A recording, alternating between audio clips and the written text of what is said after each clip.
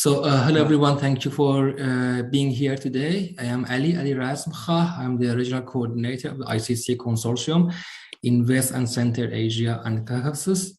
I'm also the PhD candidate at Foscari University of Venice. I would like to welcome you at the third panel of the workshop and appreciate your participation. In this panel, we want to reflect the green investment and financialization of nature for territories of life of indigenous peoples and local communities, and explore the potential challenges and opportunity in this regard.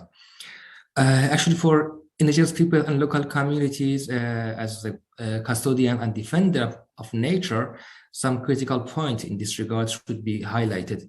The first one is about the financialization of nature and green economy are mainstream concepts created to address the environmental problem through a capitalism framework. These initiatives do not necessarily reflect the integrated and holistic relationship between nature and custodians of territories of life, and often don't respond to their needs and realities. This is also a very nascent concept in many regions, and more dialogue and discussion with custodians must be carried out based on their experience to understand these initiatives, implications, opportunities, and challenges. With this aim, in this panel, we invited Ashish Kothari from Kalwa Parish, India, and May Ali Ramos Castillo, International Policy Coordinator of the ICCA Consortium. And Giz Spor from Regen Network to share their knowledge and thought and experience. The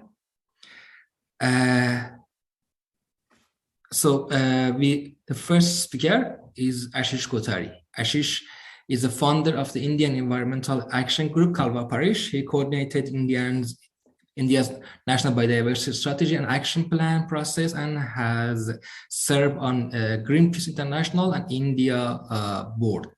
He has served 2 terms as co-chair of the IUCN Strategic Direction of Governance, Equity, Communities and Livelihoods, and was a steering committee member of 2 IUCN commissions, CISP and WCPA. Ashish has been active in various people's movement and civil society networks relating to distracted development and natural resource rights. Ashish currently helps coordinate the Vikalp Sangnam process in India, global tapestry of alternatives, and the Radical Ecological Democracy Network. He is the co-authors or co-editor of over 30 books with Asem Srivastava, KJ Joe, Arturo Escobar, and Alberto Acosta.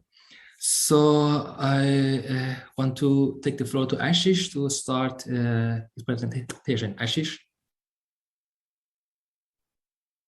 Thank you, Ali, and thanks to the university and everybody else who's organized these panel discussions. I'm sorry I was not able to join earlier, so I'm sure I've missed a few very interesting and exciting discussions, and I hope to catch up with the recordings. I should start by saying that I am in no way an expert on the financialization of nature, and I will restrict my familiar with, which is the larger context within which nature is being commodified and financialized, and then what are the sorts of radical alternatives to that kind of system. So I think in this audience, one doesn't need to go anywhere deep into the fact that we are facing multiple ecological crises on the earth. Climate, of course, is the one most talked about, but equally important is the loss of biodiversity, toxics and pollution. And to my mind, probably underlying all of this and equally serious, the alienation between us as human beings, or many of us as human beings, and the rest of nature, which is something that Western modernity has kind of brought to us in many different forms. Even saying humans and nature rather than humans and the rest of nature is one way of signifying that we are something a bit separate from the rest of the earth. So these are multiple crises. I don't want to go into these. We're all familiar with them. I think what's interesting in the last 3 or 4 decades and especially the last maybe 1 decade, is the increasing recognition of these crises within the mainstream system. Now, those who have faced the consequences of the destruction of the rest of nature, such as indigenous peoples, fishing communities, etc., they've known this for a long time. But the mainstream system, which is the urban middle classes, the capitalist system, nation states, etc., have kind of ignored or tried to deny that this exists, but they can no longer do so. And what we've seen in the last few decades is sort of 2 kinds of responses amongst many from the mainstream system. One, which is much older, of course, is protected areas, top-down imposition of the protection and conservation of nature through conventional models of protected areas, starting 100 years back with the national parks in the US and then spreading all over the world. And of course, many of us have been working on the problems with that kind of a model. It's top-down, it's impositional, it comes in with nation-state power over local and indigenous communities. And of course, it also creates the illusion that if we can just set up these islands of protection, nature in some way will be saved, which, as we know, does not really happen. And in the face of climate change, of course, we know even more so, because climate crisis does not see borders. It doesn't look at, okay, we'll impact biodiversity only outside the protected areas. Inside it, we won't do anything. So it has been in that many different ways, it's been a problem. And more recently, the same system, which in fact acknowledges biodiversity crises and climate crisis even more in the last decade, it's simply impossible to ignore. So they can't keep denying it anymore, other than a few fringe elements like Donald Trump.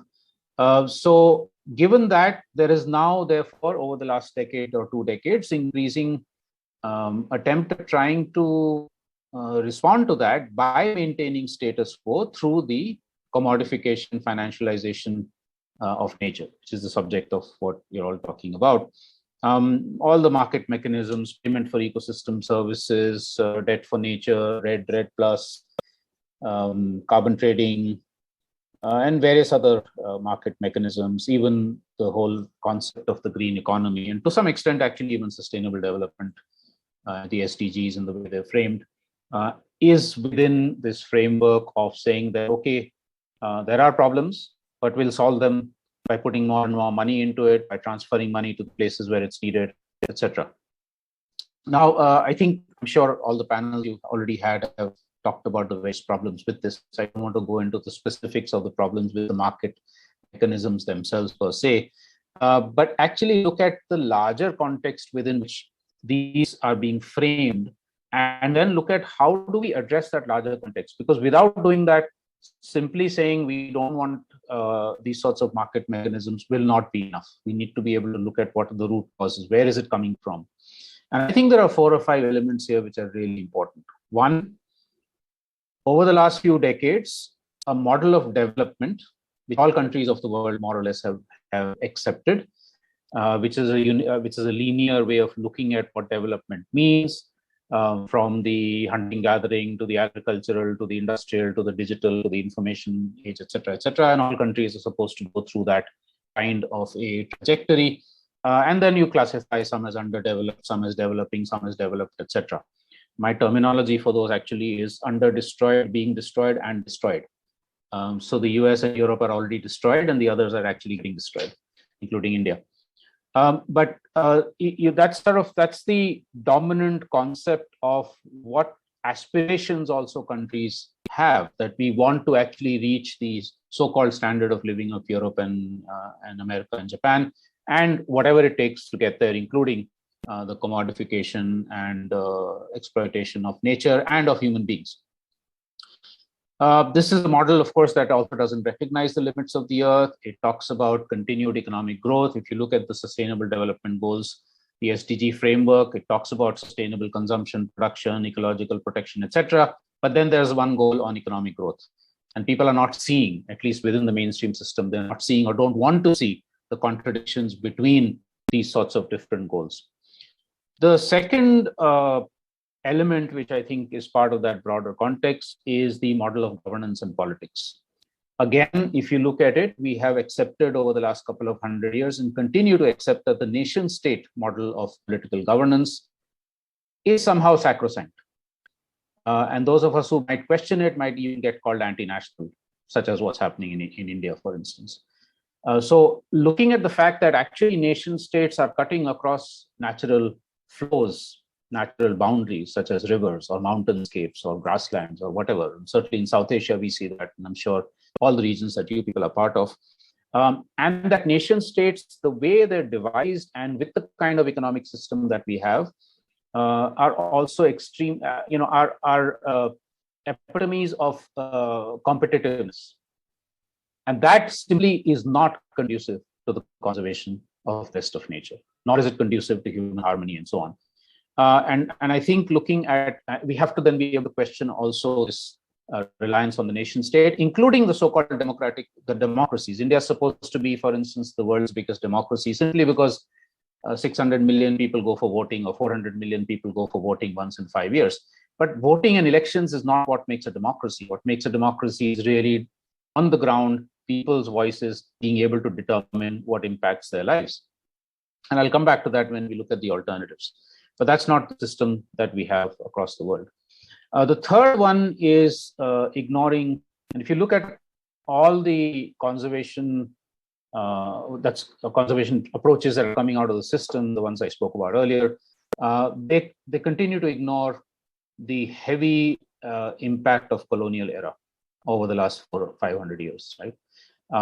For instance, nature, what is it called? Debt for nature, completely ignores the fact that actually the biggest debt is owed by Europe and the United States. If you look at the kind of services, to put it in a conventional term, the services that nature has provided to these countries from all over the world where they're colonized are the global south. In fact, that should be completely the reverse. But you only look at the narrow area of financial debt and you say, well, okay, we're willing to let go of your debt if you protect 50% of the Amazon. It's a very crazily, it's a crazy argument that completely ignores history. And I'm not talking about very long history. I'm just talking about maybe even just the last couple of 100 years. The third element here, the fourth element here, I think, is the myth that with this model of development and this kind of an economy, neoliberal economy, etc., we can continue to live in a techno bubble.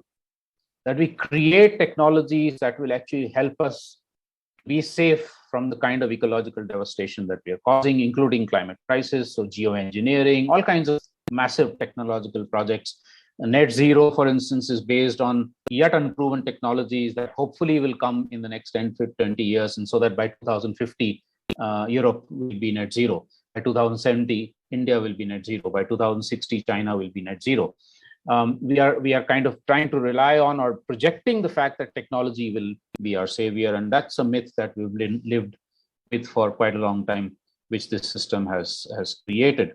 The fourth one is continuing from even earlier than colonialism, continuing structures and relations of racism, patriarchy, casteism, and other forms of discrimination. All of those have a very strong bearing on the earlier 3 or 4 points that I made. They, in some senses, also underlie a lot of what I'm talking about. And this also plays out, for instance, in approaches of financialization or approaches of protected areas where certain races, so to speak, or certain ethnic communities are the ones who are providing the solutions, and these are then imposed on others who have already been discriminated against through history. The last point of that larger context would be continuing neo-colonial approaches to areas like knowledge and culture. So we see across the world, certainly in India, we're seeing this, that the form of knowledge which is most relevant for conservation is modern science, ignoring the fact that there are multiple different forms of knowledge, many of them thousands of years old, which actually might have many more solutions than modern science might have. I'm not saying modern science is not relevant, but the fact that maybe there are multiple equal status knowledges and cultures is something that is also put aside or ignored or undermined by this dominant system. So that's the larger context. I'm sure there are other elements, but these are some crucial ones I think that we need to be able to challenge. Now, what these also do is, what's also happening in the world, if you look at the CBD negotiations and elsewhere, is that the new approaches that are coming, nature needs half, 50% of the earth as protected, 30 by 30. So by 2030, 30% of the earth being protected, nature-based solutions, etc. All sound great.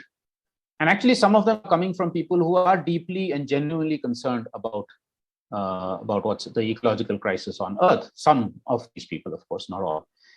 But they all come from within the same system of top-down impositions of various different kinds, where then you say, well, if you protect 30%, it doesn't matter what happens to the rest of 70% of the earth, as long as this 30% is protected. And then how it's protected, against whose interests and rights, etc. Those questions actually get sidelined. So what then are the alternatives? How am I doing on time? Ali, please warn me if I'm beginning to cross. I haven't kept track. Another 2-3 minutes? Okay. All right. So what are the alternatives to this? And this, I think, comes to the heart of today's conversation, which is looking at so-called territories of life. I think for a long time now, especially at least the last 20 years, there's more and more evidence that many people who are on this call and others have brought to the international arenas, both in the conservation fields and in other international negotiations, etc., and at the national and local levels, that indigenous peoples and local community approaches to how they relate to their own territories and areas, which is even beyond conservation. Basically, it's a holistic relationship that indigenous peoples and local communities have had in some cases for thousands of years, in some cases renewed in renewed and newer forms, is actually the most fundamental solution to the crises we have. But that entails then being able to recognize, firstly, that there is this enormous contribution that they have, and then being able to ensure that they have the collective rights, territorial rights to these territories and areas. They have the wherewithal, the capacity, and that they're not being imposed upon and interfered by from above through mechanisms of top-down conservation or top-down development, so-called development, right? So territories of life, to my mind, are in fact one of the most important solutions, alternatives to the financialization and the other kinds of solutions that are coming from the system. But along with this, and it's very important here that we acknowledge that there has to also be more holistic way of looking at radical transformation, which goes beyond just conservation, beyond just adding to this approach of territories of life. It includes, for instance, looking at what are radical alternatives to the current political governance system, which I mentioned as one of the problems. So if you look at democracy, if it has primarily meant going to elections and then hoping that the right party will come in power and do the right thing for us, and if it doesn't, then 3 years later, 5 years later, trying to vote another party in power, instead of that, actually approaching it from the kinds of systems that many indigenous peoples and local communities have tried to set up, of self-determination, of autonomy, of grounded democracy, of radical democracy, of what we here in India call Swaraj, which means self-rule or self-determination. We see these movements across the world, right, with fantastic examples like the Zapatista and the Kurdish Rojava women's movement, but many, many others from indigenous peoples in Latin America and Canada and Central India and so on. So to my mind, actually squarely challenging the current political governance system, which then also means the global governance system. We cannot accept that the United Nations is the only global governance system that is legitimate. It has failed to deal with issues like climate. It's useful in many different ways in terms of ecological agreements and so on, but it has also failed in many different ways because it's still centered around the nation state with all its problems I already mentioned. So therefore, looking at also alternative people's assemblies, people's global governance systems, local to global governance systems becomes very important. The third element of the radical alternatives is at the economic level, that we cannot also have local governance and conservation without also economic democratization, which means challenging the power of the capitalist corporations, not just trying to change them in some way or the other, but actually challenging that power itself, even the existence, I'm saying, of the capitalist corporations or the capitalist economy, but also challenging the economic power that the nation state holds. which means then talking about localization of economic relationships, localization of economic self-reliance, going well beyond things like GDP as an indicator of well-being, not thinking of money as being at the center of the economy, but actually sharing and caring of being the center of the economy, etc. And again, there are thousands and thousands of examples around the world of where this is happening: the economy of the commons, the economy of solidarity, etc. Fourth and last, I think, of the crucial alternative, radical alternatives, is reasserting the diversity of cultures and knowledge systems. I mean, in India, for instance, we have 800 living languages. And each of these is a library of knowledge. Now, when you have an education system which teaches only in 20 languages, we're actually losing enormous libraries of knowledge, which is wiping out the diversity of knowledge and cultures across the world, not just in India. And so being able to assert that, there are multiple ways of knowing, of doing, of being, of dreaming, of acting, not just one, is part of this radical transformation. And again, there are many, many, many movements attempting to do this. We put all of this together, and I'll end in a couple of minutes. We put all of this together. One of the notions that has emerged from the movements here in India is what we call eco-Swaraj, or radical ecological democracy. Radical democracy, as I've already said, is where all of us are part of decision-making. We don't leave it to politicians and bureaucrats. But as we are part of that local to global decision making, we're also responsible to other people and their happiness and their well-being and their rights, and to other species and their well-being and their satisfaction and their fulfillment. So that's why we call it eco-Swaraj, or radical ecological democracy. And to acknowledge here that there is not one single answer. We have eco-Swaraj here. There's so many different forms, similar forms of well-being notions in Latin America. The most well-known, of course, is Buen Vivir, but there are many, many others: Sumak Kause, Senti Pensar, etc. There's Ubuntu and all its variants across Africa. There's Kyosai in Japan.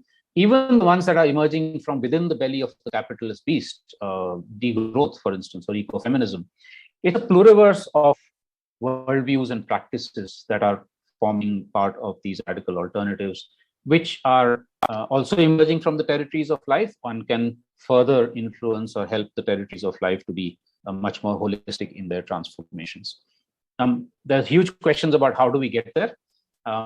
Putting resistance movements, anti-extractivist movements, along with the alternative movements. Sometimes they're the same, often they're not.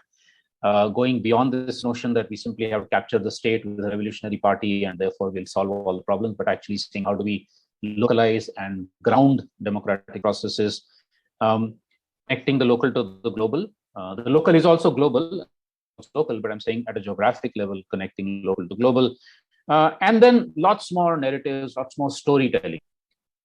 People retain stories much more than dry academic arguments. And so actually stories emerging from the ground again of people, and also enabling the rest of nature also to be able to tell stories, acknowledging that it has agency, acknowledging that the river has the right to speak and to sing, as do all elements of nature.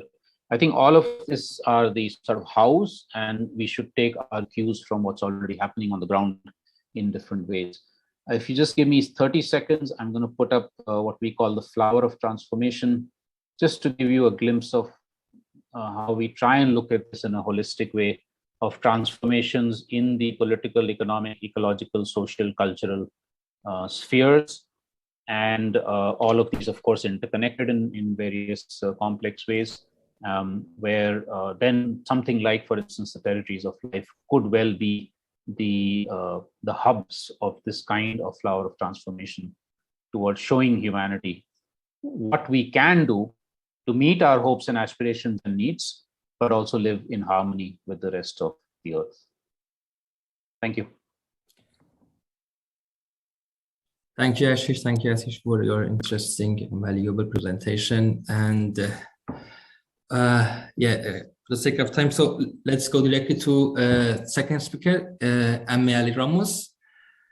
Amari has worked with indigenous people and local community on environmental governance, sustainable livelihood, and agriculture and human rights for more than 15 years. Her focus is on strengthening the collective capacity of communities and supporting them to the engagement international policy process like the Governmental Panel on Climate Change, UN Convention on Biodiversity, UN Framework Convention of Climate Change, and her background is in social and environmental governance, and she has a PhD and a master from University of Oxford, and is currently the deputy chair of the IUCN Commission on Environmental, Economic, and Social Policy, and the international policy coordinator of the ICCA Consortium. So the floor is yours, Amme.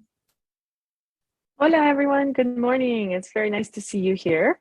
Ashish, thank you for that. I think it sets the ground very well for what I'd like to share with you all today, what Ali has asked me to speak about. Can I just get a thumbs up that you see my screen? Yes. Yeah, we can see your screen. Yeah. Okay, perfect. So I will put that here. All right, so today I've been asked to speak about international policy and the commodification of nature, specifically on the global biodiversity framework and the post-2020 process. And I see some familiar faces in the room. Mauricio, please feel free to chime in anytime. Ashish as well, anytime that you'd like to add anything to this.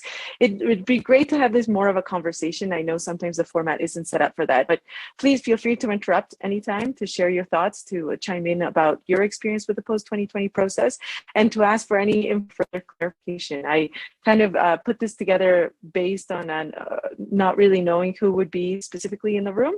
So today, I just wanted to kind of go over what I'd like to share with you all. Some trends in international policy process, specifically about the post-2020 global biodiversity framework. And then I'd like to spend time sharing some reflections from audience of territories of life. In the ICCA Consortium, these conversations are very nascent, but really interesting concerns, opportunities, challenges that are emerging that I wanted to put on the table, many of which Ashish has already alluded to, the need for more localized solutions, etc. And then to kind of open the floor for a discussion on where to from here and why this policy, international policy space is important, just as Ashish has already alluded to as well. So I don't know how familiar everyone is with the post-2020 global biodiversity framework. So I'll give a little bit of background for those who aren't. The UN has a convention on biological diversity. It's called the CBD, and it's made up of 182 parties, governments, nature, and nation states, who are currently coming together to negotiate a new global deal called the post-2020 global biodiversity framework. This global deal is meant to take over or take the place of the Aichi targets and the Aichi agreement. And it's supposed to run from 2020 to 2030. We know we're running a little bit late as it's still being negotiated and it is now 2022. But the deal is supposed to be new and transformative, and it's this ambitious plan for 2020 to 2030. The overarching message is this idea of living in harmony with nature by 2050. And there's a lot of talk about how this new agreement is going to develop an ecological civilization. Currently, the Global Biodiversity Framework has 21 targets, and they range in topics from spatial planning to area-based conservation, to traditional knowledge, to resource mobilization. There is another target proposed, target 22, that hasn't been discussed yet, which would focus specifically on gender. For those who aren't following the post-2020 process, we are in the middle of the negotiations now. There's another meeting upcoming in June, and then the final agreement will be negotiated and agreed to in COP15 sometime this year. We think in the later half of the year, but still no clarity around that yet. So specifically with the topic of today, again, I would like to add the disclaimer that Ashish adds that I am no expert in the commodification of nature or financialization of nature, but there are some trends that we're seeing emerging in the global biodiversity framework that have raised some red flags and also points of concern. The 30 by 30 target, or nature needs half, which Ashish already spoke about, payments for ecosystem services, this whole idea that you can get paid for any services rendered in your territories. This concept of nature-based solutions, which are actions to maintain and sustainably manage nature while providing social and environmental benefits, and this biodiversity offset schemes, referred to in the framework as net biodiversity gains, carbon offsets, carbon markets, and anything having to do with a payment for or a trading of something intangible that gives value to nature in some economic way. Again, there is a lot more in the framework. These are just some of the key points that I wanted to flag for you all today. So the current framing of the framework, many have raised concerns, many IPLCs, but also civil society, NGOs, and practitioners have raised concerns about how we're talking about value in the global biodiversity framework. There's a lot of language saying, nature contributions to people are valued. And there's a lot of discussions around what this value means. Does it mean an economic value? Does it mean a spiritual value? And for the most part in the negotiations to date, this has been really much an economic value. How do we value these contributions that nature is giving to people? Again, there's a lot of language in there currently about net zero, nature positive, ecosystem services, nature-based solutions. All of them seem like really interesting concepts when you look at them from a distance and in a global framework. But then when you actually get down to the nitty-gritty of what these all mean on the ground, it raises a lot of concerns and questions. Mostly, a lot of the concepts tend to be concepts that have been developed at a very abstract, intellectual, global level that are still being tested, tried out, implemented at the local level with very, very mixed solutions. The concept of nature solutions specifically has gotten a lot of interest and a lot of airtime during the negotiations in the post-2020 process. And I'm getting an internet connection unstable. Can you all hear me still? Ali? Yeah, we can still hear you. Yeah, I can hear you, yeah. Okay, great. Sorry, my internet here in southern Mexico is not very reliable, so I always check it. So this concept of nature-based solutions was developed both in the climate sphere, but also by the IUCN in the biodiversity sphere. When you read the descriptions of it, it sounds interesting, but when you actually get down to what these look like on the ground for Indigenous peoples, local communities, or for anyone really, there's still a lot of questions out there about power imbalances, about decision-making, about governance, about impact, about outcomes, all kinds of things. And then there's also in the current framework a lot of discussions around the role of business in the private sector. Others who have been involved in the past can probably attest to this, but there is much more of a bigger role that business and the private sector are playing, even in the negotiations themselves, in lobbying parties, in being involved in the drafting of the text, in proposing solutions, which could possibly be a good thing or a bad thing. It's just what it is right now. And it does raise some flags or causes of concerns, especially for IPLCs, which I thought was important to mention. So all of these really at the core of them, what Ashish already explained to, have this notion of a market mechanism, of this capitalist idea of how do we value nature and how do we use nature. And it's these underlying assumptions about the human-nature relationship that really raise causes of concern. The other one is that there's a striking absence of people and language on equity in the framework as well right now, which I know some are working very avidly to try and include this language of equity and notions of people. So it's not just about nature or biodiversity, valuing nature or nature's contribution to people, but it's actually people's contribution to nature as well. And trying to reframe this whole concept that nature is there for us to use and value and trade and etc. And really this notion that we are as much part of nature and we owe nature as much as nature has given us. So it's this reframing of this very underlying assumption that nature is there to serve. And that's very present in the framework. We haven't gotten far. We have made some wins, which some of us can share about the inclusion of notions of equity in the framework and about the inclusions of notions of people or actually presence of people in the framework. But we haven't gotten to where we want to get to quite yet. So just sharing a little bit, again, we haven't had much of a chance within the consortium with our members to discuss this specifically on the commodification of nature and green economy and market trading, et cetera. But there are some key priorities that are emerging from custodians of territories of life on this framework. One of them is this central need to recognize equity and rights, and Ashish alluded to it as well. It's really, we need to tackle the structural causes of the environmental crisis, and we need to recognize the importance of equity and rights in doing so. So this is a very big push in the framework by IPLCs to be able to ensure that at least within the current language, if we aren't able to reframe the whole thing, that at least within the current framing, these two issues are very, very present. And then the other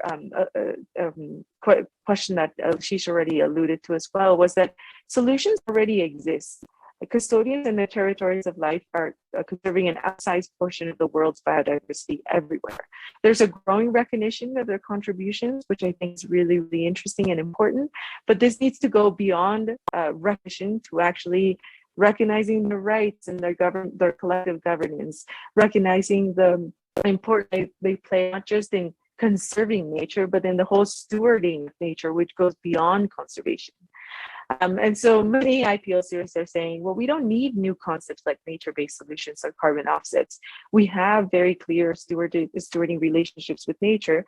Those just need to be recognized and supported. And how that's done, I think, will be important.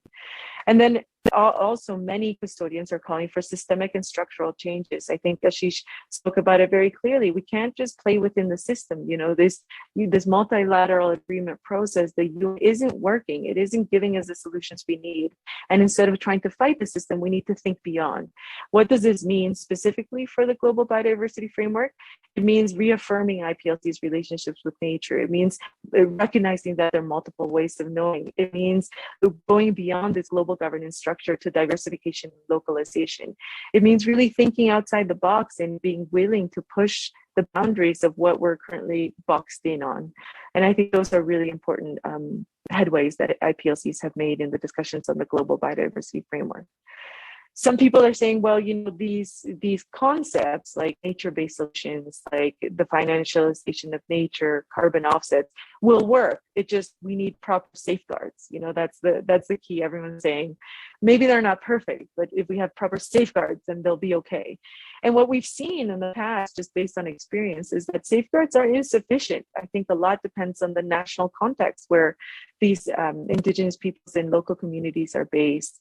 There's very real implementation concerns, even with safeguards. What we saw in the Aichi target in the decade of the Aichi agreement was that when the Aichi targets sounded great, some of them, then when you went to the actual implementation, the implementation was far short. Even if you have safeguards, even if you have recognition of rights on paper, the actual reality of on the ground doesn't work. Other people are saying, well, you know, these nature-based solutions, these carbon offsets, these trading schemes will lead to increased financing. But this does not resolve the underlying concerns of issues. Getting more money to certain places will not be enough. And I think that's really important. And then again, the issue of indicators. If we have proper indicators in global biodiversity framework, it might safeguard or it might provide a little bit more protection for some of the possible consequences of these solutions. And again, I just haven't seen that would be sufficient. So I think those are important thoughts from IPLCs there. I wanted to take just a moment to read this quote from Giovanni Redis, who is a member of ICCA Consortium. And he said, and I said quite well, you know, if to a human person, the most protected part of his body is the heart, what would it be for planet Earth? Indeed, people take care of their traditional lands and territory, where a third of the world's biodiversity thrives and persists. If there is a better prescription to planet Earth health, other than IPLC custodian, I'd like to know about it. And I think that's really important. I love that you use the word custodian, but doesn't use the word conservation or protection, because it really gets to the heart of how it's not just about valuing, it's coexisting. It's about this real interrelationship with nature that goes beyond what nature provides to you. That's a very intangible and almost cosmological way of viewing nature. I think that's the things that we focus on for getting out of the crisis, this trend in the global biodiversity framework that just looks at nature as something that needs to be valued or marketed or treated, etc. So again, sharing very early views from a discussion that we've had in ICCA Consortium about market-based interventions in common nature. And at the heart of it, what a lot of custodians share is that this is in conflict with indigenous and local cosmovisions at its core. When we talk about nature like this, when we talk about nature in a way that divides humans from it, that creates the discourse, this division, it's at its core in conflict with how indigenous peoples and local communities view nature and interact with nature and take care of nature. Also, some of the growing concerns is that these concepts are very vague and they're not very clear. This concept of carbon trading, it just allows the status quo to continue and it won't actually make a change to the global environmental crisis. The concept of nature-based solutions, again, is still very vague. But while these concepts are vague, the concern is that the impacts are real. What we see from past carbon trading schemes, many communities, when they come down to implementation with all the vagueness and all the lack of clarity around them, they have very real impacts. So we have to be aware about these impacts. And when I say impacts, it's not necessarily all negative. There are some, we're aware that there are relationships that have emerged along the carbon trading scheme or the payment ecosystem services or tourism that have had some positive results. And these are based on context, and I'll talk about a little bit that later. And then the very real concerns with implementation, regardless of how these notions are drafted, they are very northern-based notions that came about in mainstream conservation circles that are trying to kind of force implement it at the local or level. And that's something very important because it impacts the way these are carried out. And then, so we do need to do some further rethinking and reflecting specifically around global biodiversity framework and the role of custodians and territories of it. What a lot of custodians are calling for is past experiences. Let's talk about what's happened. Let's talk about some real issues. Let's talk about some real experiences and let's share between us what some of these lessons learned and knowledge sharing can teach us. And then again, what I was saying before, that a lot of these schemes are very context dependent. We've seen some success with some carbon trading and carbon market schemes, for instance, in Northern Australia, where indigenous communities have a lot of recognized rights on the ground and actual implementable rights.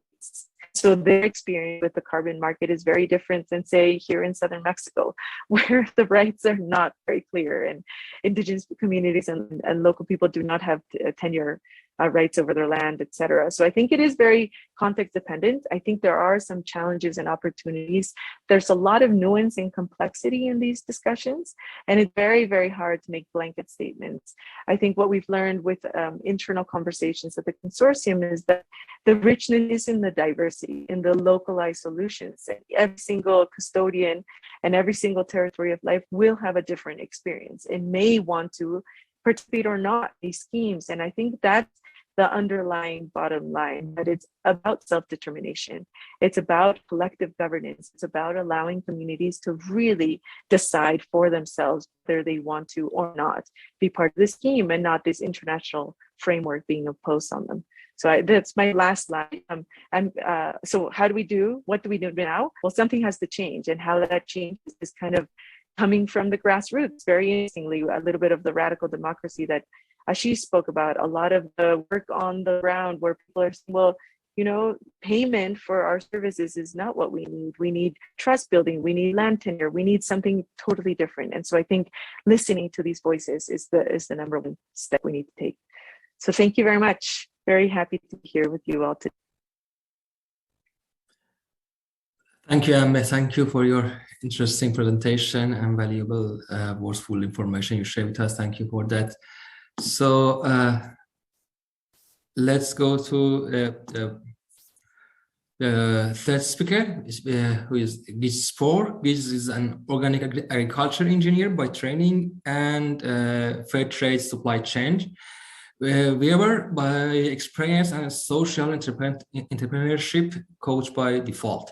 He lives in a forest in South India and is a member of the Auroville International Community. He's a member of the Vikalp Sangam, Indian confluence of alternatives, where groups from across the subcontinent join in imagining a more human and ecological world. So, Giz, thank you for coming, and the floor is yours. Super. Thank you so much. So yeah, I'm going to be the odd one out. Maybe to tease out some debate here, I'm going to wear my entrepreneurship hat and turn off the fan. So I work with the organization that I'll share this presentation, if I can manage, called Regen Network. Can you see this slide? Yeah, cool. Yeah. So the Regen Network is an American for-profit company running a blockchain-based ecosystem health ledger. And it has a non-profit sister called the Regen Foundation. And I work in one program, which is called the Endowment Program. And DAO is the Web3 version of DAO. It means Decentralized Autonomous Organization. I'm not going to go into the technical details of what that means, but I'm just going to say a little bit around, what is this ecosystem that we're finding ourselves in. And actually, this presentation is an invitation for critical, skeptical voices to join this this experiment. If you look at over the left, it says data collection, storage, and processing. So this is the core of the blockchain. Blockchain is basically a database. The only new thing about it is it doesn't live on one computer. It lives on many, many computers at the same time. The potential why we think it's an interesting tool is that it means that many different people can influence, and hence the governance in the center can basically take control over this database. And what if those people would be local communities or farmer organizations or groups like yourselves, rather than say Amazon and Google and Apple and the monopolists over the data economy that we see right now. One potential is that it could lead to a lot of learning. I actually remember I was in one call with ICCA people, and they were trying to set up a portal where a lot of localized experiences would be, feeding into some kind of a hub of information, because there was a recognition that it's relevant to share between, say, Chiapas and Australia and India and so forth. So learning is definitely one potential use case of this technology. And then if you move to the right, then it starts getting a bit more scary, where we will start dancing with the devil of, for example, market trading.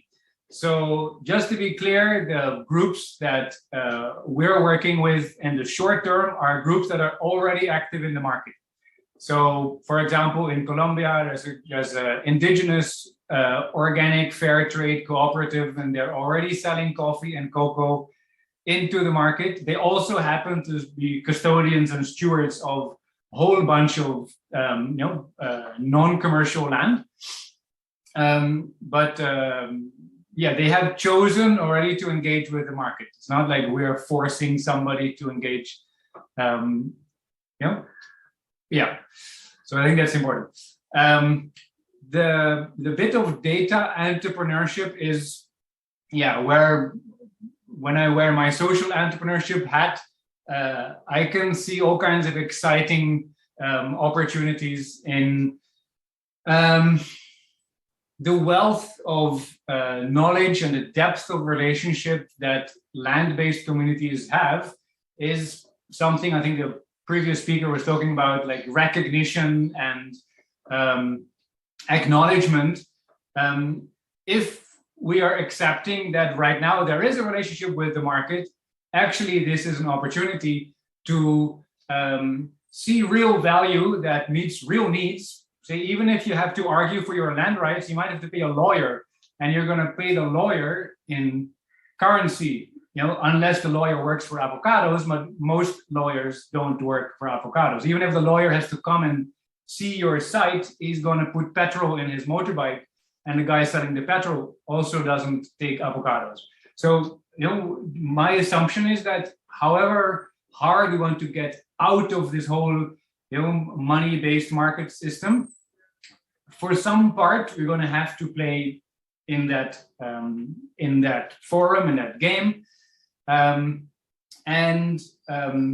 We can actually, play the game on our terms. So when I'm talking about data entrepreneurship, I'm talking about things like, when Ashish was saying the singing of the river, or the whispering of the forest, or the mangroves making magical music. It's not just, people who live in the forest who value, this. Every human being on the planet is yearning and urging for reconnect. No, thanks very much. Somebody are offering tea. So this has value, and if we adopt an entrepreneurial hat, we can actually make use of that opportunity. Now, I don't know, can you see the bottom one where it says risks and opportunities? Yeah, okay, cool.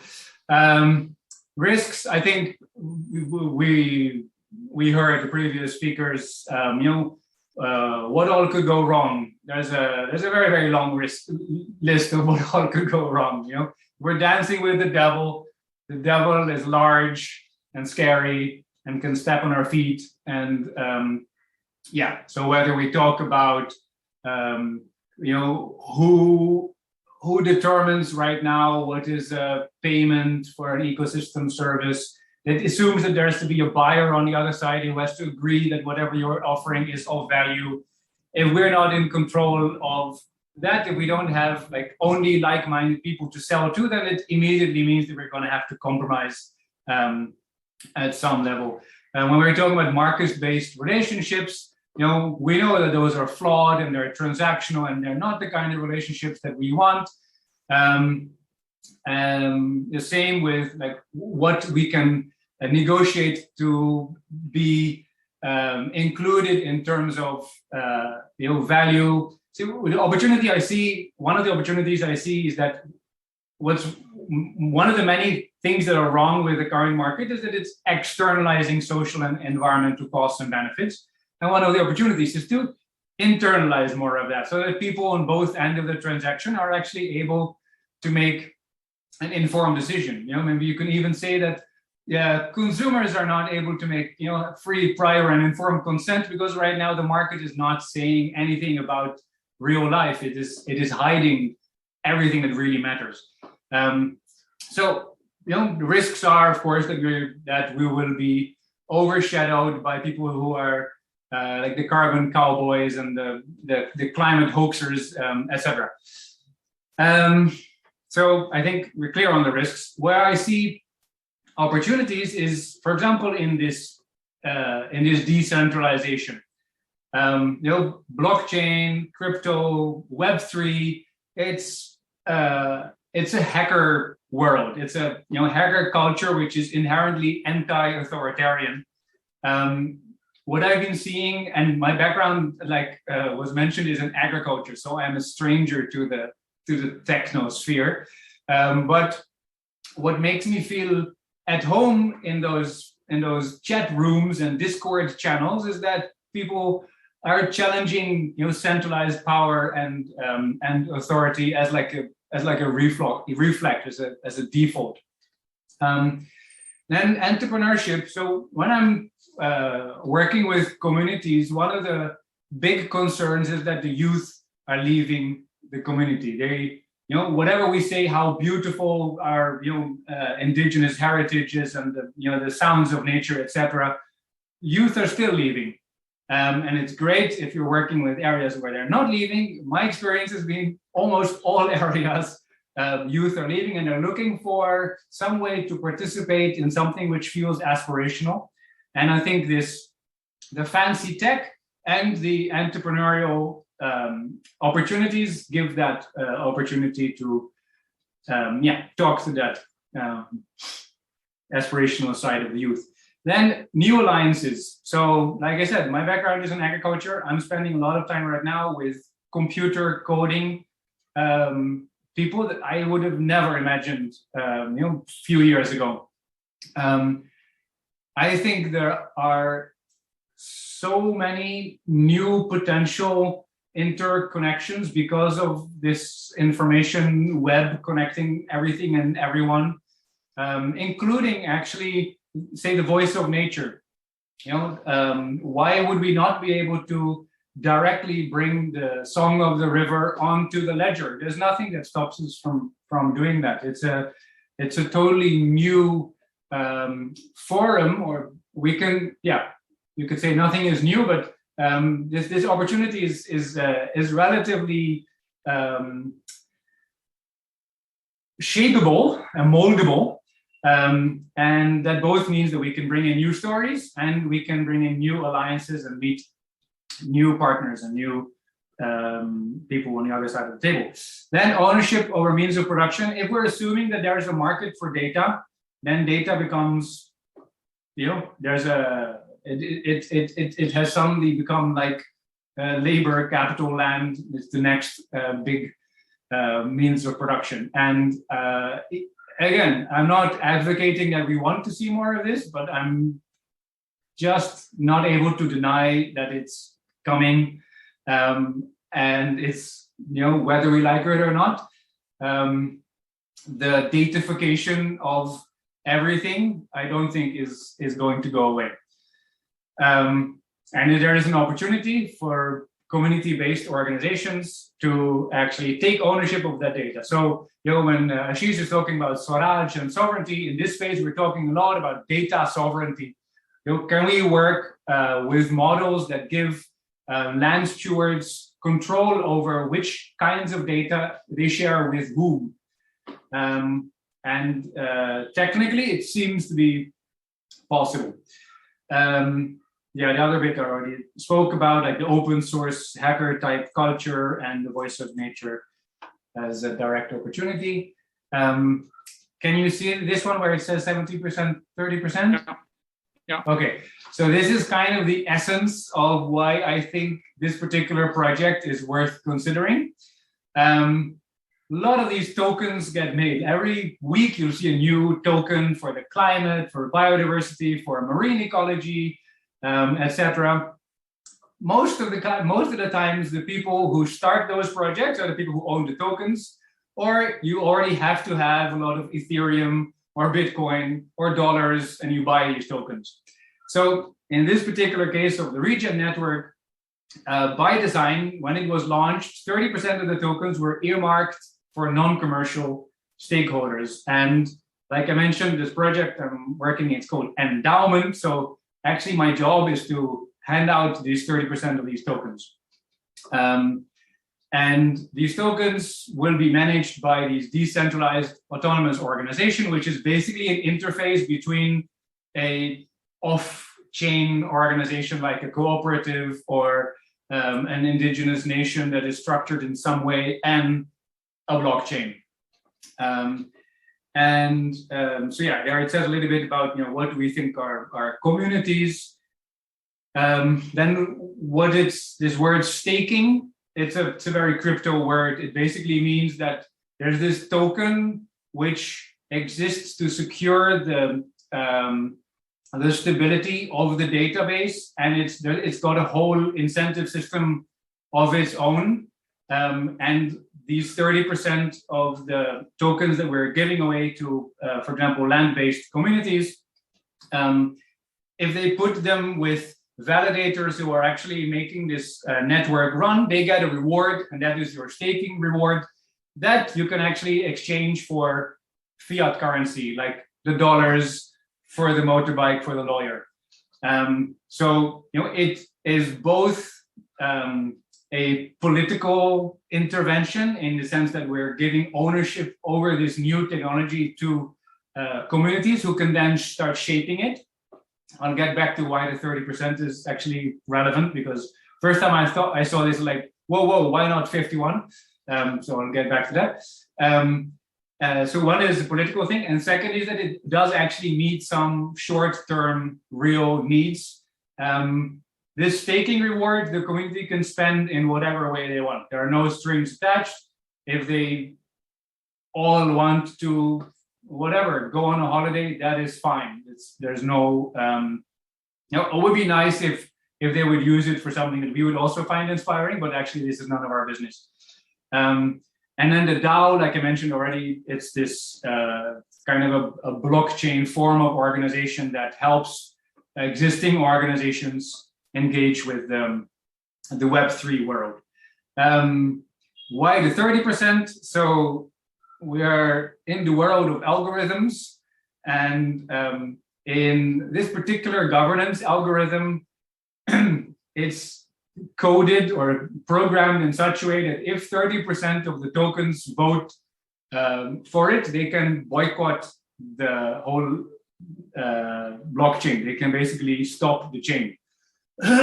So that's like your deterrent, like it's like the nuclear bomb in the kitty of the community that we can wave and say, wait, if you don't listen to us, we're going to use like a veto. And like I said, I am not geek enough to explain exactly why it is 30 and not 20 or 40. If anybody is interested, we can have that conversation with my colleagues who understand that better. How am I for time? How much more time do I have? I am afraid we need to finish. Just one minute. 1 minute? Cool. Yeah. I'll just say 3 words about the challenges. So one major challenge we have is in terms of culture clash between techies and land-based communities. They're not in the same time zone. If they're even in the same time zone, they don't operate with the same speed of time. Software programmers do not function by seasons of the forest. So this is a major challenge. Another challenge is that we're all conditioned with these ideas about, what does the market mean? What does it mean to have power? And yeah, we're basically challenging all of that at all sides with all stakeholders. And the third challenge I would say is how to be both skeptical and creative at the same time. So, when the previous speaker was saying, like, let's build on experiences, it's very painful. We tried working with a tribe in Ecuador, and they said, look, we've been burned, we've been traumatized, we've been hurt, we don't trust anybody anymore. And we're like, yeah, but we weren't those people, and maybe, give it one more shot. And they're like, no.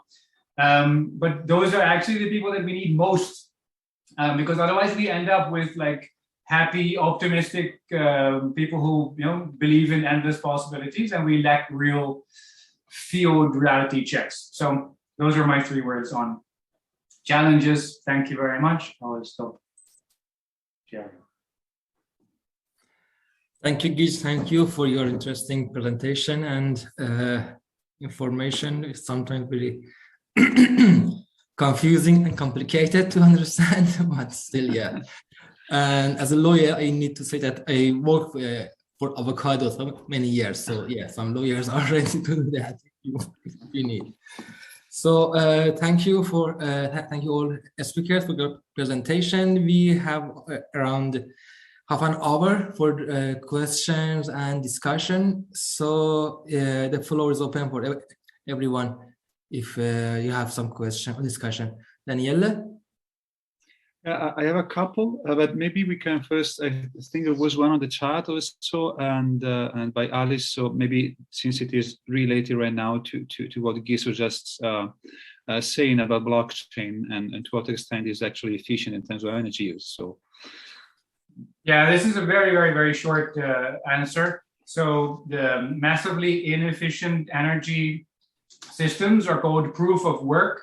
The most famous of that is Bitcoin, where in order to mint the next block in the chain, you need to use your CPU power. Yeah, that's that's highly energy efficient. The one that Region Network is using is called proof of stake. Like I explained, you've got, for example, these communities, they've got their tokens, they stake that with a validator. If the validator gets a lot of tokens staked, that means that they are eligible to participate in a random draw of validators. And one of those will be drawn. This happens, I think, every 6 seconds to like propose the next block in the chain. So it's a fundamentally different consensus mechanism. Thanks, Is for this. I think this addresses the question by Alice. Now, I actually have a couple of questions, and so one is mostly for Ashish, I think, but also it resonates a little bit with a few aspects that Giz was mentioning, and the other probably is more to Ali. So the first one is about what we need for transformation. So I do understand and I feel very deeply about the wisdom of transformations and the way you were introducing that. But my question is how to what extent communities and individuals within the communities are ready and willing to embrace those radical alternatives, and this comes both from my experience as first in development cooperation and then in academia and then also as part of my community. So I've been working a lot with nomad areas in the Himalayas and a little bit there in Mongolia, and now I live in the Alps in my hometown actually. So it is mostly a rural community, especially just when you go a little bit uphill. And I see this tension always, especially when it comes to the economic side of transformation, because very short example, a couple of days ago, we were having lunch with my cousin, and they have, they live a little bit uphill in the mountain, and they have sheep there, they raise for the family. And so, we were talking about coexistence with wildlife. And of course, the family of my cousin is one of those families who's really cherishing and, maintaining all the old traditions, huge knowledge about the environment, very deep connection into it. But then, of course, when it comes to wolves and, coexistence with wildlife there, it was really difficult. And we got really into a very ugly conversation at one point about this. And I think this is just a very small example, but then I think these things, happens all the time, and I have been other experiences of that. So I would like to really to have your view on this and your perspective on this issue. And the other one, if I may, so I then leave the floor to others, is about the role of language. I think this was here and there in Amiyali's presentation. And so I'm just curious to know what you think about the potential of language to actually shape the kind of spiritual transformation we have to really change the way we think about stuff. And because we have started working on that a little bit at university on eco-linguistics, as a way to think. So I'm just curious to know what you think of that in terms of this potential. And yeah.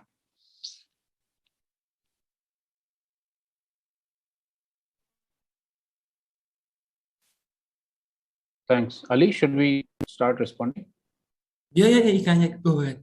Yeah. Okay. Yeah, no, thanks, Daniel. I think the question you've asked me about how ready are communities to actually embrace these radical alternatives is probably the most important question, because it's one thing for us to speak about them in a session like this. It's completely different on what's happening on the ground. And this is because the most so-called remote communities, other than probably a few in the Amazon that are living in self-determined isolation, are now exposed to all kinds of influences from the outside world.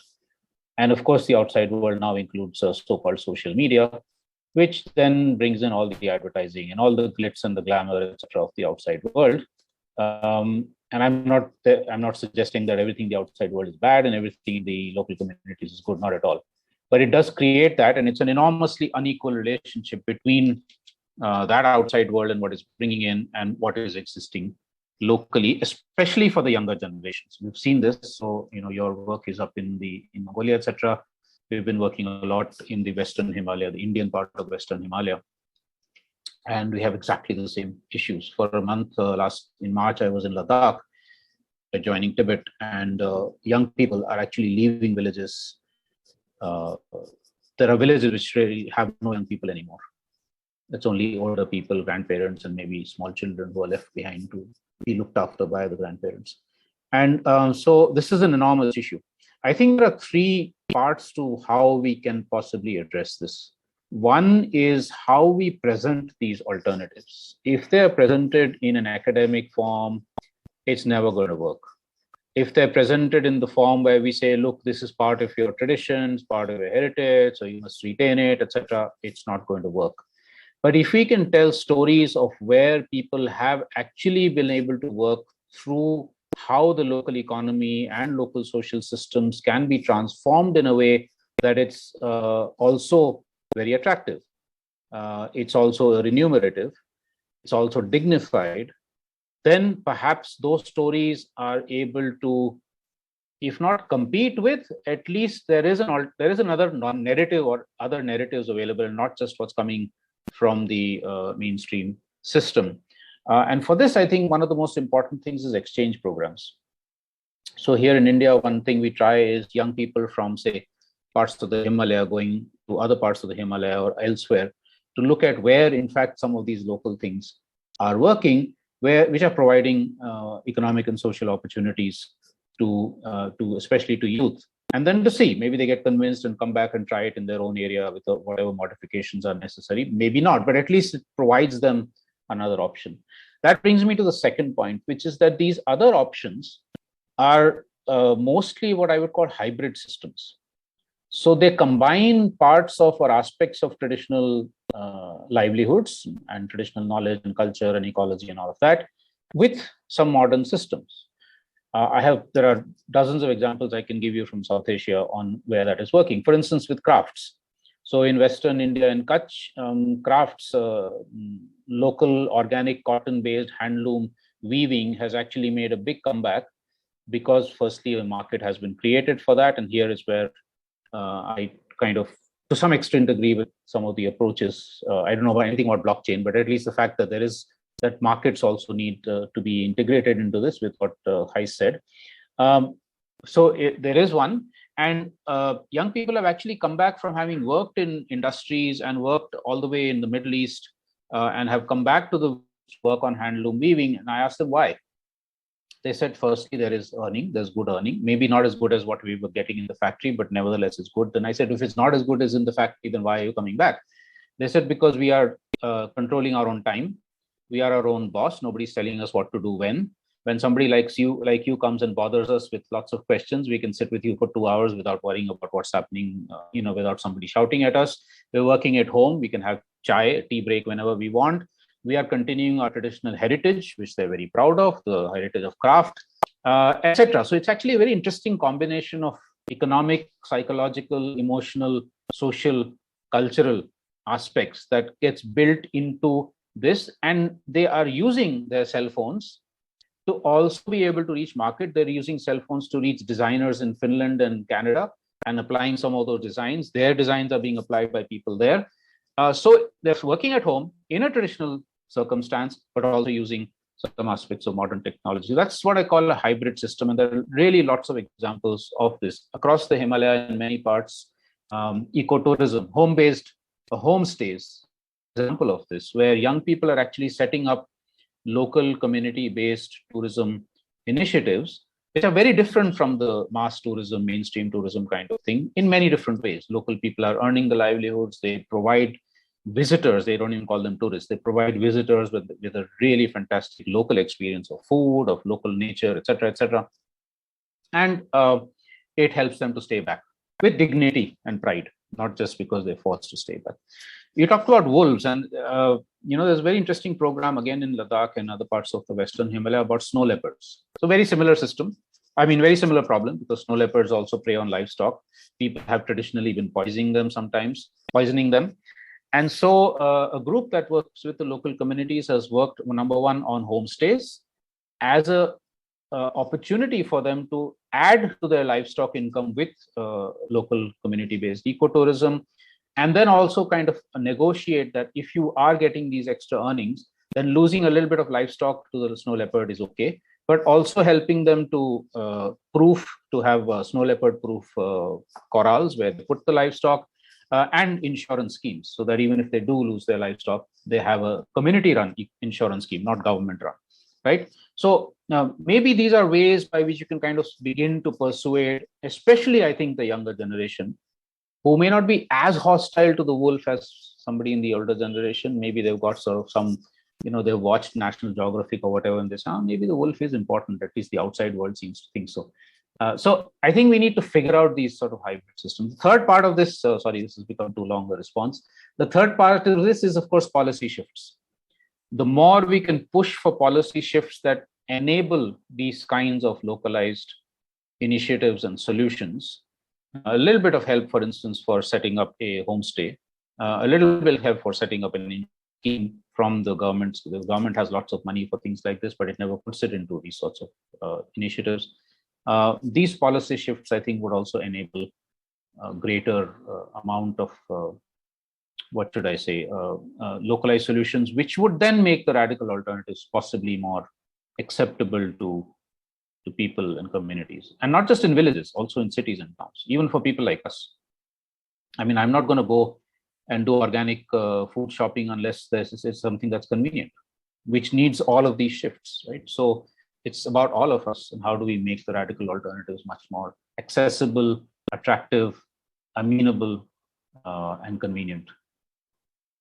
And there are lots of initiatives which are doing this, which we can learn from. Thanks, Daniel. Thank you. Ashish. Ahmed, you want to have some reflections? Yes, no, just to reinforce what Ashish says, I think, and it ties to your question, Daniela, about eco-linguistics, because I think a lot of it is around the stories we tell. And I think the stories we tell are really, really powerful. And what Ashish was saying is it's all about the narrative. It's all about how you present it, or the world that you involve these custodians of territories of life in. And I think the eco-linguistic section of it is actually a really important piece. If we make more visible these stories, this way of communicating about these alternatives, about how we relate to nature, about how you can live a traditional, non-traditional way of life in a way that's more in harmony with nature, I think the more young people and the more older people will become attracted to these stories. So I think, you asked specifically about the language, so I'll focus on that piece because Ashish has covered the rest. But the way I understand eco-linguistics is part of it is retelling these stories, is how we frame our narrative around our relationship with nature. And then the second part of it is about diversity, linguistic and biological diversity. And I think for me that those two key pieces are key. We work a lot with the IUCN Commission on Education and Communication, and their biggest thing is it's about the narrative. It's about the story you tell, and the way they do conservation is about telling stories. And then we look at biodiversity and linguistic diversity and the huge overlap in how places with the most biodiversity have the most linguistic diversity, and why that is. And I think a lot of it is because of how we communicate about nature and our relationship to nature and our relationship to each other and to the world around us. So I think the eco-linguistic piece of it, I think, is very, very interesting. And it isn't, just to pick up a little bit on your first question as well, I don't think it's so cut and dry. I think it's very complicated and very nuanced and very context dependent. And that's why when we have these conversations, it's hard to make sure that nuance comes across. There are situations like the wolf situations you described, very common in communities here in southern Mexico with not large predators or anything, but tlacuaches, small predators who eat chickens, and the tensions that causes the local communities here and how they manage it. And again, it comes back to how you tell the story about the tlacuache and relationship with the tlacuache in the natural world, whether you're willing to sacrifice some of it just because that's the way of life, and how you narrate that, I think, is.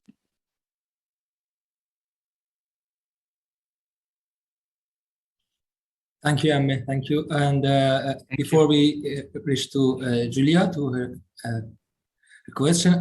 Just Yeah, want to say, yeah.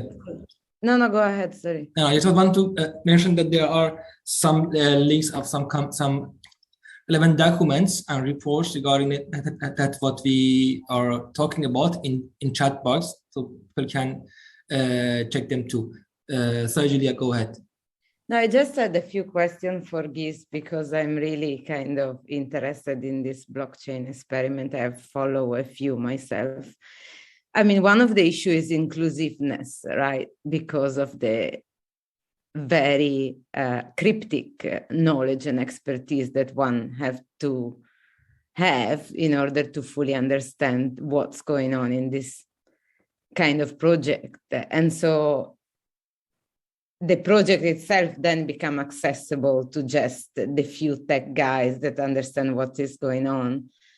And I mean, in a way, it could be related to what we were discussing before, even in terms of languages. I mean, can this tech make people able to speak in a way? Because the other issue is the one of data sovereignty. So the fact that, I mean, this should be probably discussed in a global terms. So it really depends to the legal structure and the context that is really uneven and diverse. I mean, a successful case was in Barcelona. The mayor Ada Colau was really active in pushing for data sovereignty. It started with Francesca Bria, who is an Italian researcher that was collaborating there, and she was active with with this issue. But this is one of the, I mean, exception. And the other issue is, I mean, in many of these projects, then the token itself, not in the one you are doing, but I've seen other projects where the token itself become an asset to invest to.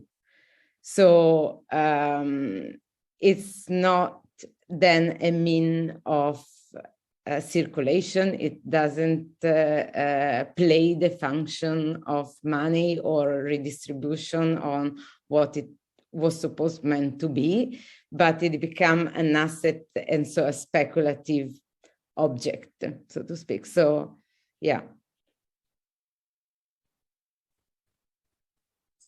Sorry, I was on mute. Yeah, great. Thank you so much. So these are all edges, and I invite you to join our debate, because right now is the time to actually shape this. You know, if you look at this project that I'm talking about, the Regen Network, it is. I don't know if it's going to be a successful project, but it's the least problematic one of like 500 projects that make up this climate market or carbon market.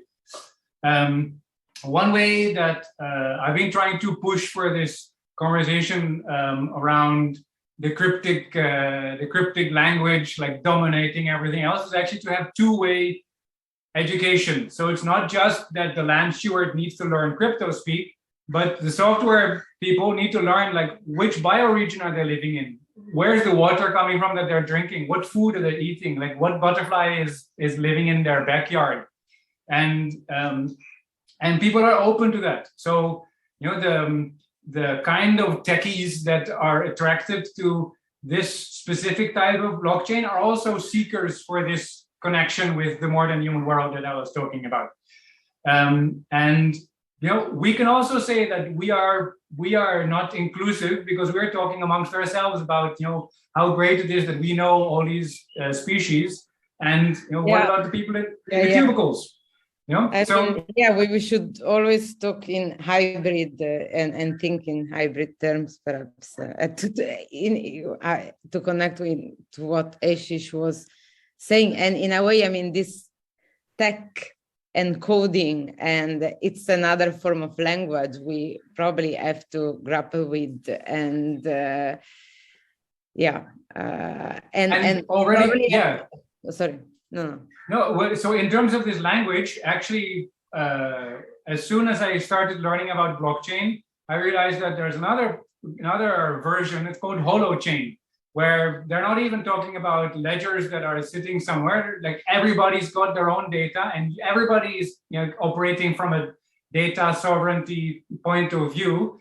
And the whole language around, say, economic transactions and values and how we account for this, they're even changing that. So it's completely possible to have an eco-linguistic, distributed ledger platform in which any stakeholders that we want to see, engage more with each other can do so. So I would say, it's rather than saying, okay, Barcelona was an exception, we can say, yeah, Barcelona was an exception. Let's make the next exception. It's I don't see a reason why this tooling, if we have the people who are creating the tool in our fold, I don't see why we should not be able to create the tools that we want to use ourselves, for our food, our water, our wood, our all of our engagement with the world. It's our choice. That's that. Of course, there are inequalities in like who's got a computer, who doesn't have a computer. But just like what Ashish was saying, like so many more people have a smartphone now than 10 years ago. Actually, some of these technologies are no longer a bottleneck for maybe not all communities, but definitely a huge chunk of communities that are right now not heard in the mainstream. So we can, I think, use this technology for that. And the last thing about the token as a speculative asset, I completely agree. And it is very problematic. Actually, I got interested in crypto because I was looking into complementary currencies like mutual credit, community-based. And then I heard this talk of the guy who started this project where he was saying that if we have a way to assess the health of an ecosystem and we can support a local economy to basically be incentivized to improve the health of the local ecosystem, because if the ecosystem gets healthier and healthier, their local economy gets more and more what do you call it? Basically, their local currency is tied to that health of the local ecosystem. And I was like, ooh, that's a very interesting. It also solves this question of what Daniele was saying about do we need to have, say, intrinsic motivation to do the right thing for the modern human world? Maybe if there are incentives that are really aligned, it makes more sense to more people. So this is my long-term strategy, to actually use currencies to slowly wean communities off of fiat currencies and give them the confidence that, hey, we started with this weird token that was about like butterflies and snow leopards, which means we can make any kind of token. Why don't we make our local economy token? It's I think this kind of technology could be a stepping stone towards this more holistic alternative economic model with mutual credit systems, etc. So yeah, I'm very keen to run more experiments and test it out in the field. I think right now these are ideas. Thank you, Giz and Giulia. Just to we are running time, I want to read what actually Catherine asks in chat box with you, Giz, specifically, and then I have my two own questions from Ammi and Ashish later. Catherine asked that can you explain a bit more about how the interest is generated for community? Does it really create sustainable constant income, or is the token price vulnerable to market fluctuations? Many tokens have failed due to lack of market demand, for example. Second, how do we reconcile more holistic concepts of nature and humans, given the ways in which blockchain divides nature up into the data? Even bringing the song of river into the ledger isolates the river from the broader ecosystems, for example. Yeah, very good, interesting questions. Beautiful, beautiful question. The first one around the vulnerability of the token. So technically, the interest is not interest; it's a reward. It's a staking reward. So the community has these funny tokens, and they are putting them to use for network security, and they get more of those funny tokens back. They can choose, when they want to exchange that for fiat currency in the open market. And it's true, there is a fluctuating, based on supply and demand for this token. So we're not solving inequality, with one tool. We're just creating one opportunity in one window. If the market is right and they want to exchange it, great. If they don't feel that the market is right, but they think it might, the price of the regen token will increase later, they can hold it.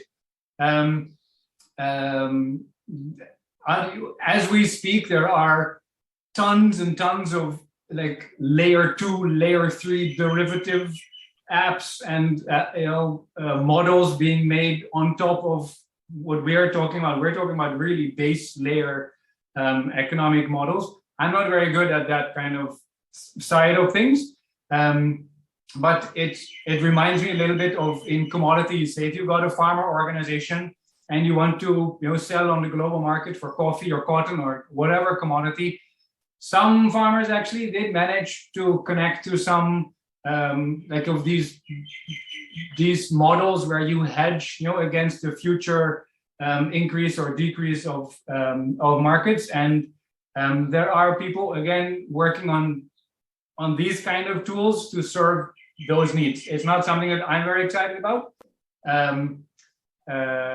For me, the relevance of the fiat is actually a short-term stopgap solution. Actually, to me, the long-term system change is when we actually start aligning human economy to like the more than human economy. And once that happens, then fiat can be one of many things that we can, ways that we can exchange value. But I'm not denying that this is an issue, and there are people working on it. I think it's really important for communities to be able to see this as there's a balance of risk and opportunity.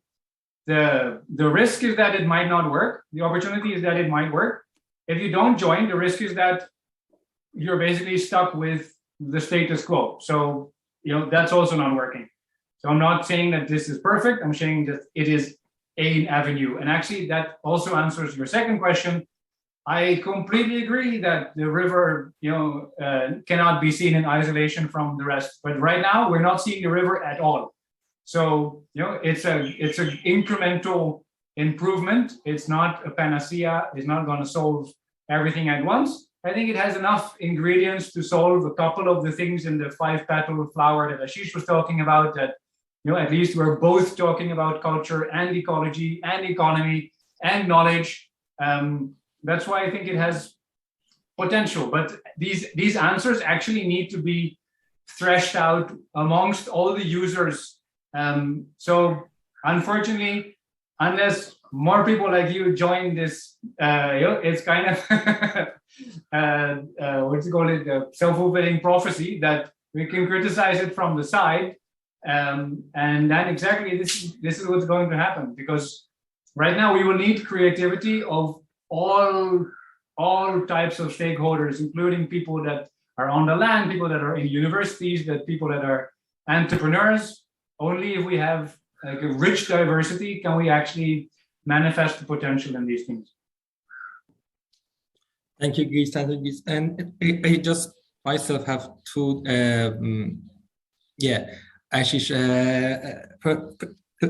I really brief question and very short answer from Ashish and Ahmed that we need to close the meeting very soon. My question from Ashish is that if we all know that about the many examples of community-based activities regarding some kind of alternative solutions for being in harmony with nature, but when we look at the issue of scales, sometimes it seems that we cannot compete with the massive infrastructures and multinational corporations. How do you look at this issue of scale? Thanks, Ali. Yes, I think, well, first I'll tell you what I think should not be happening, which is the conventional model of upscaling, where something successful becomes bigger and bigger and bigger, and then actually achieves its own, assumes its own hierarchy and inequality and bureaucracy and so on. That happens not just with governments and corporations, but also with NGOs. So this is something I would say is not the way to go, nor is it replication in the sense you just copy something from one place where it's successful to another place. But it's what I call outscaling, which is to say that learning from the various different kinds of initiatives that are taking place, we look at the lessons being learned, the values and principles that are embodied in that initiative, and then see, okay, how does it apply in my area with my own ecology, my own politics, my own economy, my own culture, etc. Right? So that's the same with territories of life. There's no one single model, but you look at another territory and you say, well, if they're able to actually achieve self-determination and protect their ecosystems, so can I. What are the lessons I can learn from them and try and apply them in my area? So that's about outscaling. And then you network. Thousands of initiatives across the world, across the country, whatever, networking with each other to create networks of solidarity, which are horizontal, not hierarchical, top-down, which become the critical mass for trying to then achieve that the macro shifts that are absolutely necessary. We're beginning to see this with things like, let's say, agroecology. At least in some countries in the world, because there are maybe thousands of farmers doing something, they're connected to each other in a national or a regional network, and then creating both the ground up pressure, and also there are some people, say within the government, within NGOs, etc., who are trying to move things at the level of the policy or otherwise, that you begin to see a shift away from chemical farming and towards agroecological practices. I think one of my most what should I say, inspiring examples of this is, let's say, something as entrenched as patriarchy. Now, if you look at the feminist movement over the last 100 years, if it weren't for thousands and thousands and thousands of women, some very individual, very isolated, some in groups, etc., but mostly still very small scale, but doing all of what they've been doing, and then creating the narratives also for why they're opposing patriarchy and what are the alternatives to that, what is a feminist system or whatever. I think many of the women who are on today's call wouldn't actually be here. Because they'd still be sitting at home because they're supposed to be cooking and doing whatever it is that women are supposed to be doing in a patriarchal system. So same thing with the anti-colonization movement, by the way. 500 years of colonization, and then you saw in 30, 40 years how, in fact, colonizing countries were sent packing home. Not that it's removed many other forms of colonialism or created solutions and everybody's gung-ho in those free countries, but a certain kind of colonization was defeated in a fairly short time. So I think we need to figure out what is that kind of horizontal networking, outscaling between the alternatives, but also with the resistance movements, which are also becoming more and more both local to global, and then see how do we achieve that critical mass through, again, coming back to the same issue many of us are emphasizing, narratives, stories, reaching people's hearts, not just minds, creating the emotional content for people to say, oh yeah, I can actually be happy looking at a tree and not having to go shopping. So I don't know, I mean, some of this sounds very idealistic, but that's exactly why I gave you those examples where Rosa Parks protesting about not being able to sit in a bus or whatever it is that happened in the US becomes a global movement. right? Yeah. So otherwise, at that time, people would have said, "Come on, as an individual, what can you do? You can't change racism. You can't change patriarchy." So I think that's how I would like to look at the issue of scale. Yeah. Great, thank you for the explanation. Just very last question and very brief one from Amme, that as you are very engaged in this post-2020 global diversity framework and this new approach on 30 by 30 and half Earth and other so-called nature-based solution initiatives, do you think in somehow there is some risk that we are facing a new kind of fortress conservation again after that we try hard to put them in corner on nature conservation? Is there any risk in this regard? This is a big question. I don't know if I can address that big question in the little time we have, but I will try. So yes, definitely that's a risk and that's a concern that a lot of indigenous peoples and local communities are expressing. I think if we read the actual language of Target 3, it doesn't just list protected areas as a way to achieve the 30 by 30.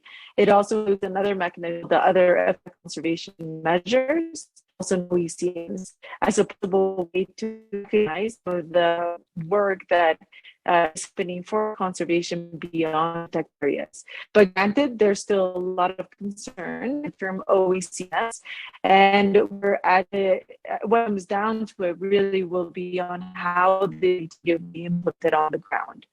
And I think there's been a lot learned in terms of human rights abuses and injustice carried out process of creating protected area, and we're concerned that maybe that will happen effective area-based conservation measures. This target again negotiated, and there's a very strong push by communities, but also by certain government, the NGO community, include language on the recognition within the target. There has been some progress made about that, and some believe this may be a start that could be included within to kind of prevent or mitigate some of these potential injustices. But I think regardless of the language, what we talk about at Consortium is that it isn't about the language necessarily in the target, about how countries will implement that language on the ground. And I think that's where we run the biggest risks of seeing human rights abuses. Even if all the safeguards were in place, all the indicators were in place, when it comes down to it, it's how the nation state and how actors on the ground, not just the nation state, I must say, big NGOs, even small NGOs, but those NGOs who come with a very colonial mindset, how they go about implementing this 30 by 30 essential to whether it results in human rights abuses or not. And what Ashish says, how we're all able to weave together ourselves as custodians of territories of life, as people who are in support of custodians of territory, to detect, mitigate, and visibilize those abuses when they happen will be vital. Thank you, Amber. Thank you, Ashish. And thank you, Giz, for your presentation and your participation in conversation and other stuff. And thank you for participant to ask the question. We'll be back to Daniele for closing. And sorry if it takes a lot of time, this panel, but I think it works. No, I mean, this was a very hopeful panel.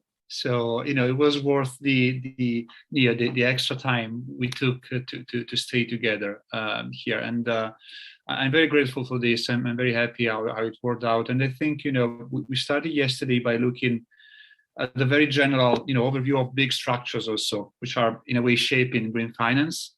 And then over the time, and you know, between yesterday and today, then we came down really to the lived realities of communities, and it has been quite a journey, I think, in these 2 days. And at some point, we actually were losing faith a little bit, especially I think yesterday at the end of the panel with Giulia, and a little bit this morning, you know, the early morning. I have to say, well, here, you know, the thing that you have been sharing, not only, you know, a lot of your experience and also positive, you know, examples and about alternatives. I think it is very important, and it is just the best possible way, I think, to close this couple of days of work about this topic. So thank you, really, I really appreciated that.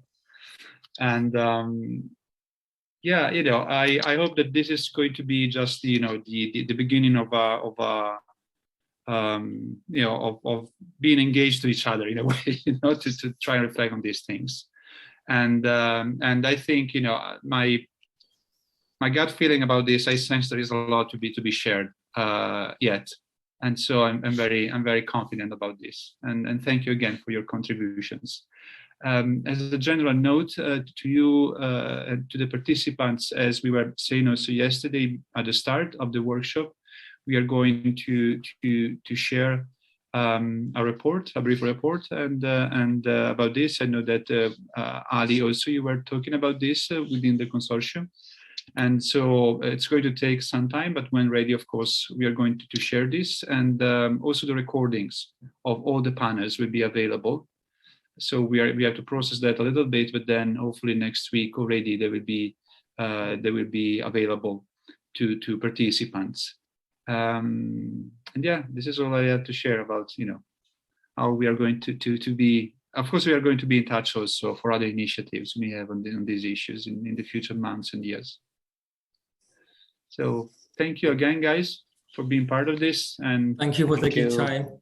I hope to Thank see you in you. person. Thank you. Thanks a lot. Thank you So much. Thank you. Thank you. Ciao. Bye bye. Namaste. Bye. bye. Bye. Bye.